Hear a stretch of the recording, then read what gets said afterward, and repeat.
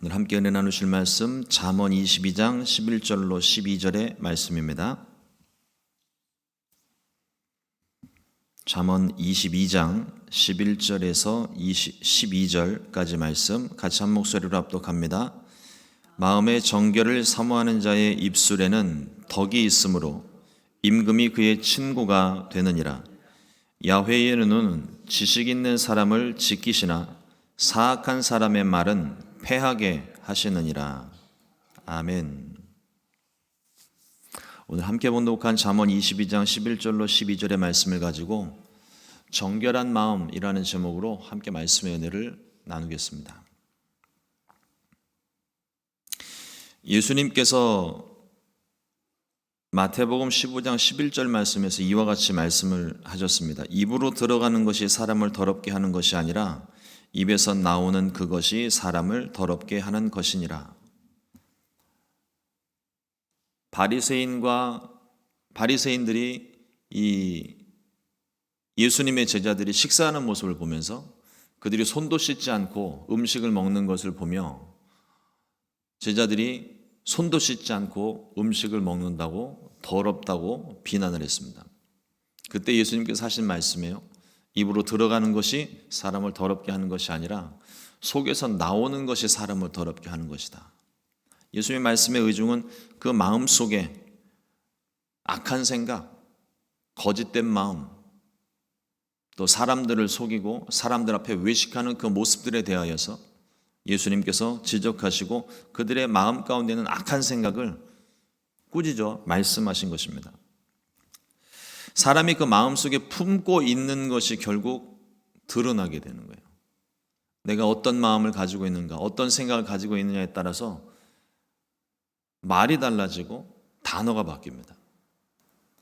그 마음속에 막 미움과 원망과 또 시기하는 마음들이 가득하면요, 그 나오는 말 한마디에 가시가 놓쳐 있어요. 생각 없이 들으면 넘어갈 수 있는 문제입니다. 근데 제정신을 차리고 들어보면 그 말에 가시가 있어서 그 가시가 사람을 찌릅니다. 아프죠. 내가 또 아프니까 아픈 만큼 사람이 또 눈에는 눈, 이에는 이라고 또 받은 만큼 갚아주려고 해요. 그러다 보면 결국 그 말 한마디가 처음에 감정에서 시작을 하죠. 미워하는 마음에서 시작해서 가시돋친 말이 나오고 그 말 한마디가 관계가 어그러지고 공동체가 흔들리는 그런 결과를 가져올 수 있다는 것입니다. 악한 말과 거짓된 말과 험담하는 말은 그 속에 미움과 분노가 가득합니다. 결국 그것으로 인하여서 모든 관계가 깨지기가 쉽습니다. 그래서 우리가 말을 조심해야 돼요. 잠언에서도 계속 말씀하고 있는 것이 혀의 권세에 대해서 말을 하고 있고 말을 주의하라고 분명히 가르치고 있습니다. 저도 이 말하는 거 되게 좋아하거든요. 그래서 어떤 만남을 갖고 난 다음에 항상 돌아오는 길에 후회할 때가 많아요. 괜한 소리 했구나. 또 쓸데없는 소리 했구나. 말을 할 때는 저도 막 흥에 겨워서 감정에 취해서 분위기 좋게 하자고 하는 이야기들이었지만 결국은 그거 하고 난 다음에 돌아와서 가만히 생각을 해보면 집에 와서 아무 생각 안 하면은 근심 없이 자는데 그때 했던 말들이 떠오르기 시작하면은 그때부터는 괴로운 거예요. 괜한 말을 해서 쓸데없는 말을 해가지고 또 관계가 조금 불편해졌네. 다음에 또 어떤 낯으로 볼 수 있을까? 그리고 그 다음번에 그 사람을 만나기 위해서 나가는 길에서 차 속에서 다짐을 하고 또 다짐을 합니다. 오늘은 제발 입 닫자, 입 닫자.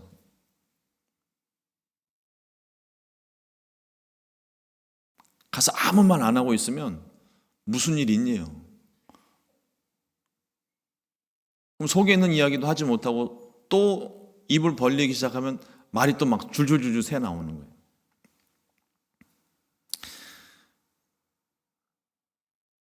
우리가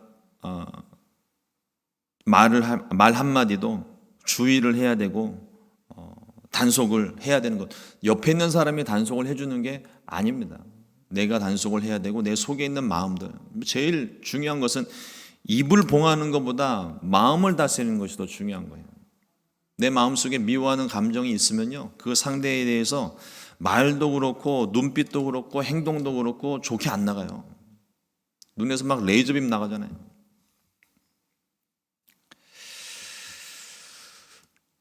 우리 일상적인 관계적인 것뿐만 아니라 욕심과 탐욕으로 가득한 마음을 가지게 되면 그 입에서 세상 재물과 쾌락적인 내용들만 쏟아져 나오기 마련입니다. 그러므로 우리가 입을 조심해야 하고 마음을 새롭게 해야 됩니다. 정결하게 해야 됩니다. 잠언 22장 11절 말씀에 오늘 이렇게 말씀합니다. 마음의 정결을 사모하는 자의 입술에는 덕이 있으므로 임금이 그의 친구가 되느니라. 마음의 정결을 사모하는 사람, 정직한 사람이 지혜로운 사람입니다. 부족하지만 정결을 사모하고 거짓된 마음과 악한 생각을 부끄러워하는 사람, 그 기준을 다른 사람에게 적용하지 않고 날마다 자신에게 적용하는 사람이 지혜로운 사람이에요. 이따금씩 보면 이런 정결에 대한 말씀들 받으면서 자기 자신에게는 별로 적용을 안 하고 늘 그 말씀을 가지고 다른 사람을 판단하는 사람들이 있습니다. 먼저 내 자신이 그 말씀 앞에 자유로울 수 있어야 돼요. 그 말씀 앞에 자유로울 수 있을까요? 평생을 가도 자유롭지 못할 거예요. 그게 우리 연약한 죄성이고 부족한 모습입니다. 예수님께서도 가늠하다 잡혀온 여인들, 사람들이 막 데리고 왔을 때 예수님께서 바닥에 뭔가를 쓰시고 난 다음에 하신 말씀이 너희 중에 죄 없는 자가 돌로 치라고 말씀하셨어요. 아무도 그 자리에 남지 않았습니다. 그리고 예수님께서 그 여인에게 깨닫게 하신 말씀이 있죠. 나도 너를 정죄하지 아니하노니 가서 다시는 이와 같이 죄를 범하지 말라. 예수님이 죄가 있어서 정죄를 안 하셨을까요? 그게 아니죠. 예수님처럼 죄 없으신 분조차도, 그 마음에 온유함을 가지신 분조차도 가늠한 여인에 대해서 죄를 지적하고 정죄하기보다는 스스로 깨닫게 예수님께서 한 말씀, 지혜의 말씀을 더해 주신 거잖아요. 근데 우리는 예수님과 같지 못하고 예수님보다 낫지도 않으면서 우리는 늘 항상 말씀을 보면서 이 말씀은 김 집사가 들어야 되는데 저 말씀은 최 집사가 들어야 되는데 늘 판단하고 있다는 거예요. 전에 제가 우스갯소리처럼 말씀을 드린 게 뭡니까? 앞에서 강대상에서 누가 어느 행위나 또 어떤 일들에 대해서 막 말씀을 하고 계시는데 가만히 듣다 보니까 이게 지금 김 집사가 들어야 되는 너무 좋은 말씀인 거예요. 그래서 김 집사가 이 말씀을 잘 듣고 있나 이러고서 이렇게 보니까 졸고 있더래요. 저 사람 졸면 안 되는데 가서 깨울까 말까.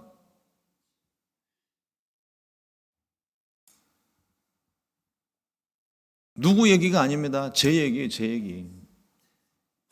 너무 사람을 힘들게 하는데 목사님께서 말씀을 하시는데 그 말씀이 그 상황에 너무 딱 맞는 말씀인 거예요. 제발 좀 들어야 되는데 저 말을 잘 듣고 있나 그렇게 봤더니 졸고 있더라고요. 졸고 있지 않으면 그 자리에 없어요. 그럼 그걸 녹음을 해가지고 갖다 들려줘야 되나요? 녹음을 해서 갖다 들려준들 그 사람은 그 말씀 못 듣습니다. 근데 그 말씀이 왜 나한테 들렸을까요? 나에게 주시는 말씀이에요.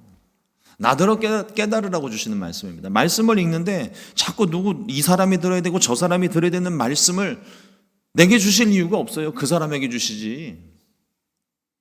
근데 우리는 자꾸 그 말씀을 받아서 그 사람을 정죄하고 판단하는 도구로 말씀을 쓴단 말이에요.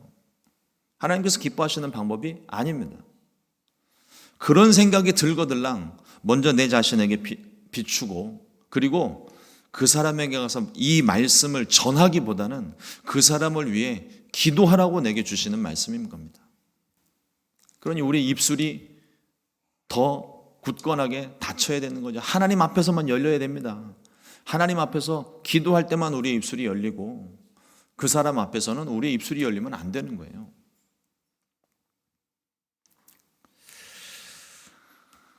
마음이 정결함으로 깨끗한 사람, 그 속에 거짓이 없습니다. 속임이 없습니다. 그러므로 그 속에서 나오는 말에 은혜가 있어요. 세상에서도 그 말 하잖아요. 진실은 통한다는 말. 진심은 통하는 법이에요.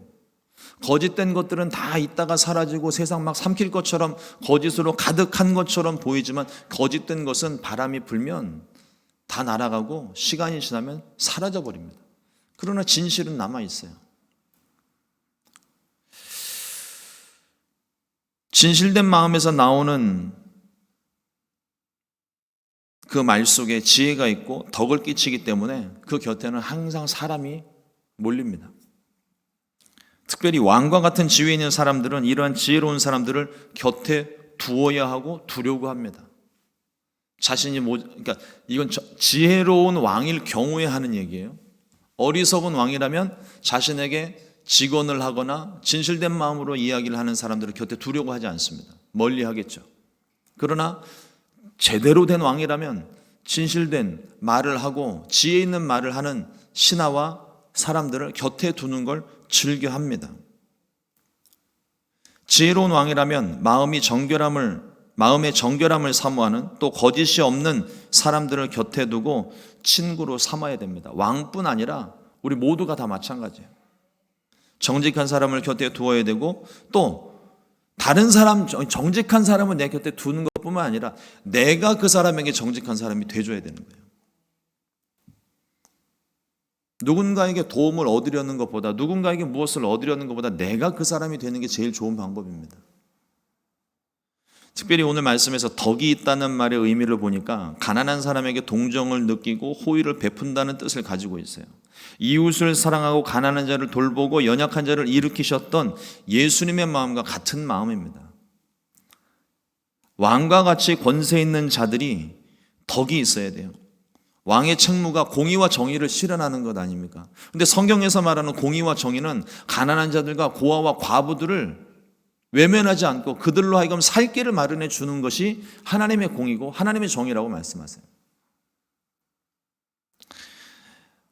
마태복음 5장 8절에서 예수님 말씀하시기를 마음이 청결한 자는 복이 있나니 그들이 하나님을 볼 것이며 그 마음에 거짓이 없고 진리를 따르는 사람, 마음의 정결을 사모하는 사람은 하나님을 볼 수 있는 복이 임하는 것입니다. 하나님께서 그 마음을 기뻐 받으시기 때문이죠. 그리고 동행해 주십니다. 마음이 정결함으로 영적인 눈이 밝아져서 이 땅에 임하신 하나님의 나라, 또 이 땅에 행하시는 하나님의 역사를 눈으로 볼 수 있는 은혜를 얻게 되는 겁니다.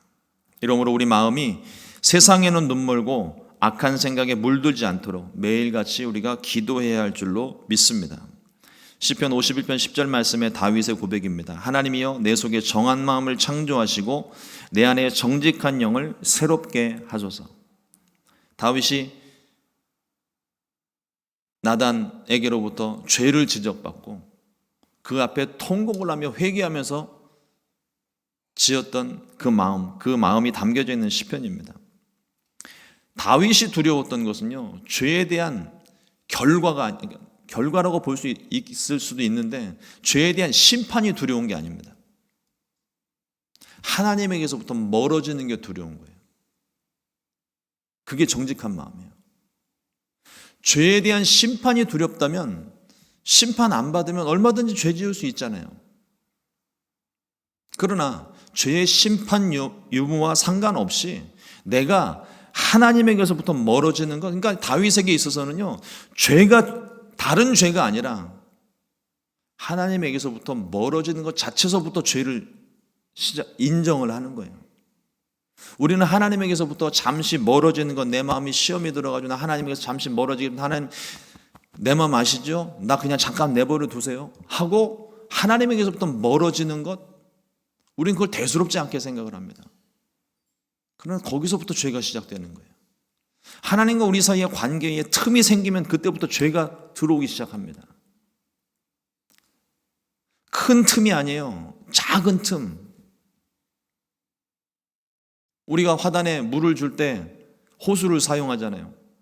호수 물줄기가 어느 날 갑자기 약해졌어요. 그러고 살펴보면 어김없이 호수 어느 쪽 한쪽에 빵꾸가 나 있습니다. 눈으로는 보이지가 않아요. 물을 잠그고 보면 보이지 않습니다. 그런데 그 아주 실처럼 작은 틈새로부터 물이 나오기 시작해요. 물줄기가 약해지고 그걸 그대로 내버려 두면은요, 결국은 더 넓게 벌어질 뿐이지 제대로 물만 낭비하는 것이 제대로 쓰지를 못합니다.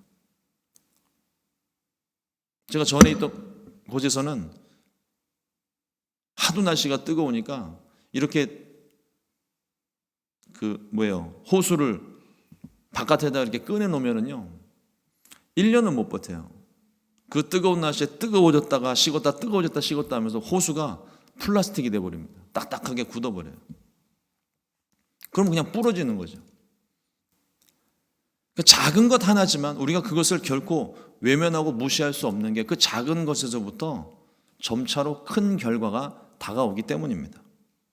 다윗이 그걸 두려워했던 거예요. 그 마음에 정결을 사모하는 마음이 있습니다. 하나님에게서도 멀어지고 싶지 않은 마음이 있는 거예요. 본인이 실수한 것 때문에, 사실은 그 밧세바를 범한 죄도 하나님에게서부터 멀어졌기 때문에 시작된 거 아닙니까?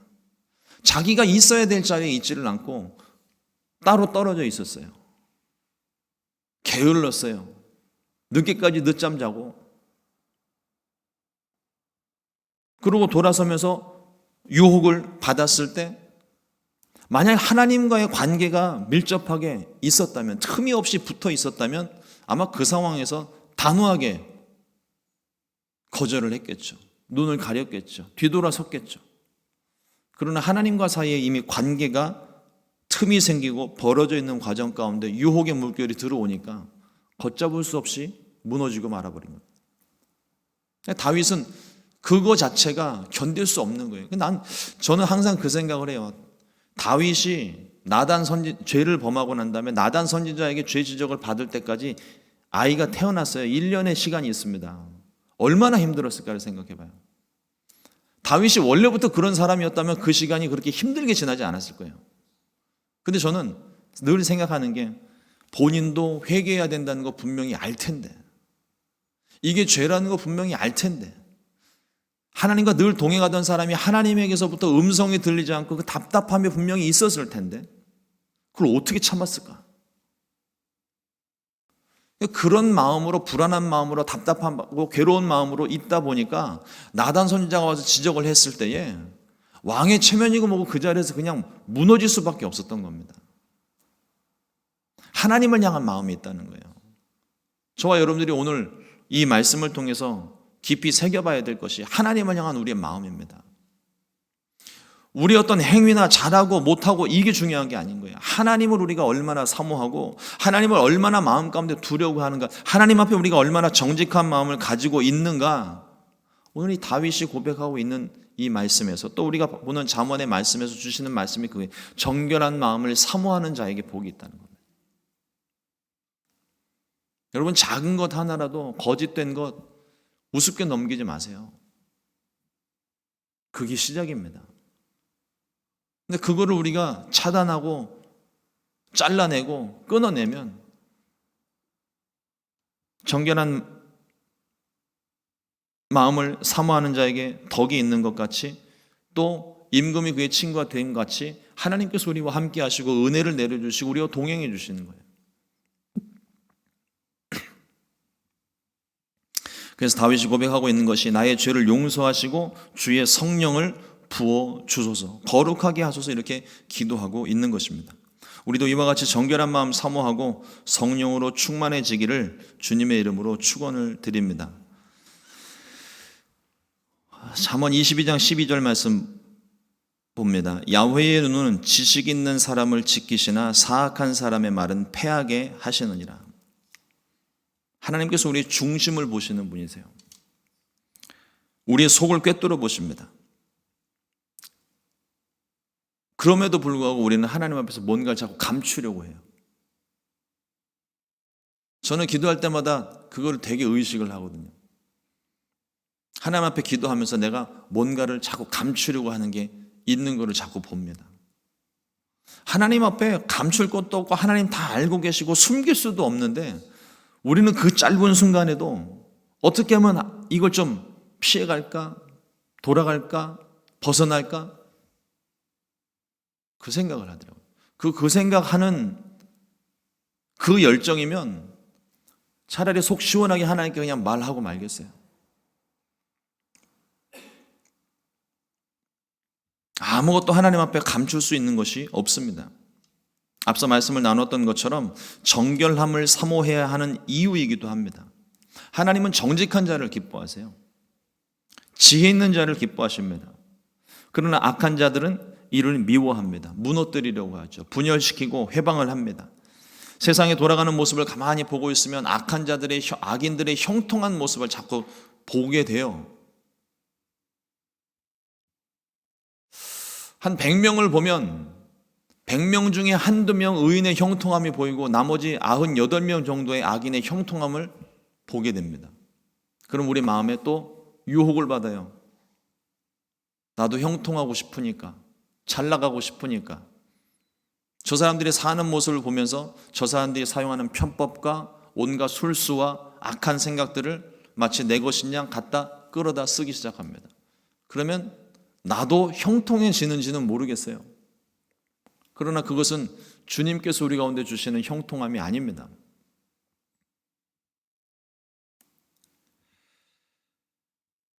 적지 않은 사람들이 악인의 형통함을 따라 거짓과 불의를 일삼고 조금도 꺼려하지를 않습니다. 그러나 우리가 깨달아야 되는 것은 하나님께서는 악을 미워하신다는 사실이에요. 반드시 책임을 물으십니다. 악을 미워하시되 정직하고 지혜 있는 사람들은 또 지키시고 보호하십니다. 우리가 이 사실을 믿는다면 악인들의 형통함을 보고 부러워할 이유도 없고 악인들의 말에도 우리가 크게 놀라지 않게 됩니다.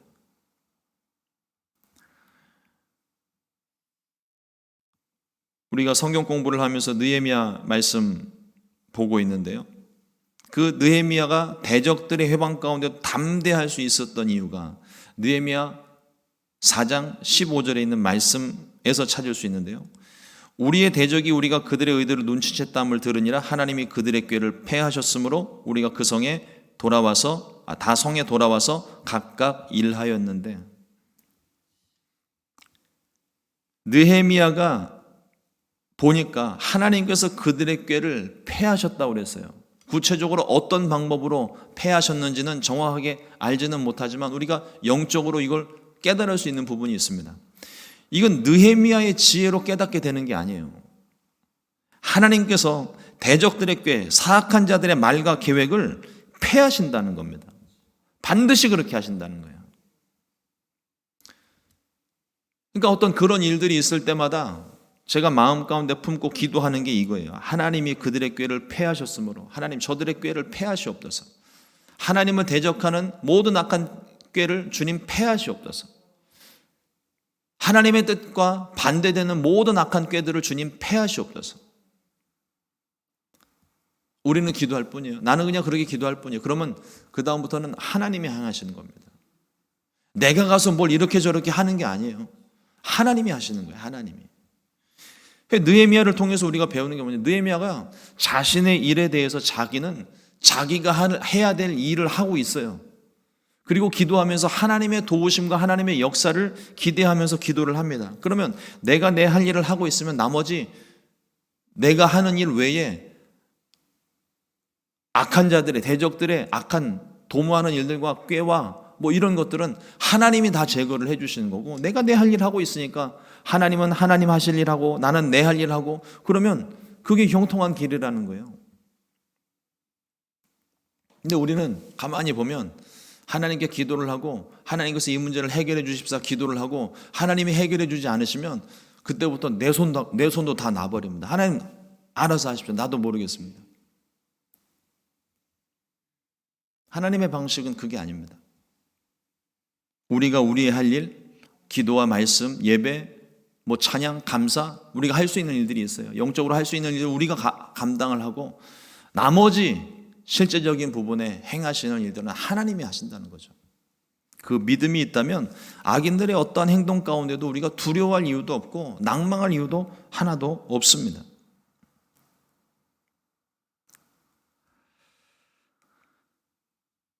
오늘 말씀 단락에 재미있는 표현 하나가 있었는데요. 13절 말씀입니다. 게으른 자는 말하기를 사자가 밖에 있은즉 내가 나가면 거리에서 찢기겠다 하느니라. 있지도 않은 사자 핑계를 대면서 내가 쉬겠다는 겁니다. 사자가 문제가 아니라 일이 하기가 싫은 거예요. 근데 내 입은 온갖 변명과 핑계거리를 갖다 붙이고 있죠. 자기는 정당하고, 그래서 있지도 않은 사자를 꺼내어서 다른 사람도 못 나가게 하고 나도 안 나가고 일석이조 아닙니까? 나에게 비난의 소리가 들리지도 않고 난 일 안 해도 괜찮고.